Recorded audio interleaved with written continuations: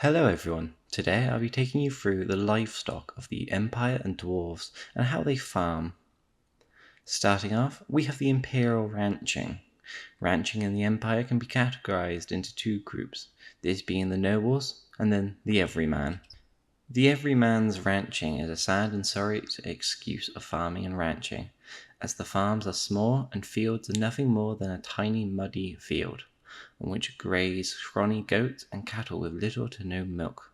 The word pasture may bring ideas of sun-drenched meadows, but normally this is far from the truth, and it's more like the fields with little grass, as is all a smallholder can hope for, as they have to defend against the ever-encroaching forest, as the empire is primarily woodland, and the trees do not give ground easily. For people who have larger farms or multiple, they have better lands, more permanent housing for the animals they keep, even managing a barn or two. Better kept animals will produce more milk and higher quality meat. This is only if the farm doesn't get raided or destroyed by invading armies or be taxed out of existence. These are common occurrences. In times when soldiers have to go to war, the larger farms are needed to give over large cattle to feed them and are normally given a hefty profit for it. The more industrial scale farms are almost always owned by the imperial nobility. Moving on to the shortest of the fantasy race, being dwarves, and how they ranch. The dwarves favor the majestic animal called the goat as their livestock choice. This could be that they both share mountainsides or have luscious beards. Mountainside goats' pastures are little more than mountainside shrubs and mossy boulders, yet goats thrive in such conditions, giving dwarf shepherds a ready source of meat for sale at their local holds. Dwarf rangers are employed to keep an eye on goat pastures in order to ensure the goats' herd are always protected. Goat herds are easier to maintain than cattle on the mountainside. As a result, the dwarves are more used to eating goat, and over the years they've developed many ways to cook it.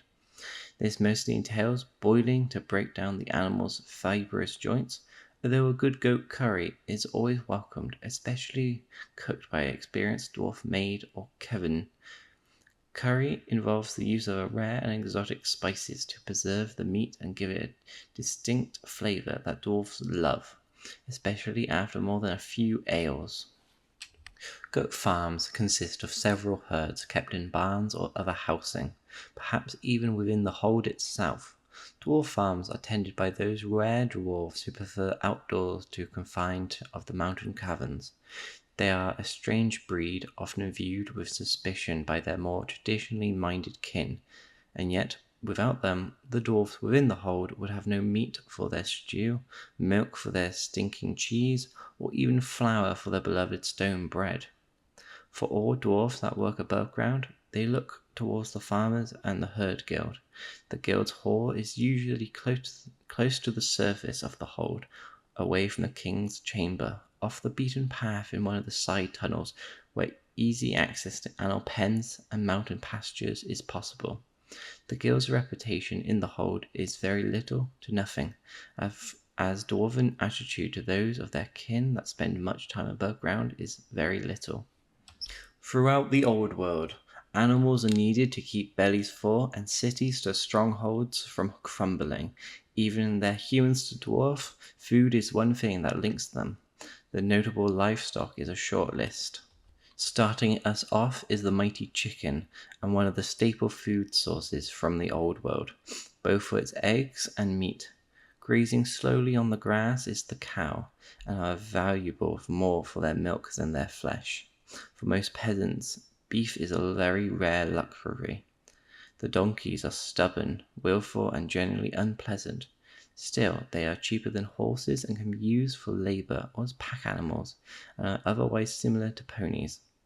The draft horses are specially bred for labor, such as pulling plows, wagons, or carts, and are otherwise similar to light war horses. A mill is what you get when a donkey and a horse have a romantic encounter. Mules make ideal draws for all pack animals. They are similar to a riding war horse. Oxen are incredible beasts of burden and are used mostly as dray animals.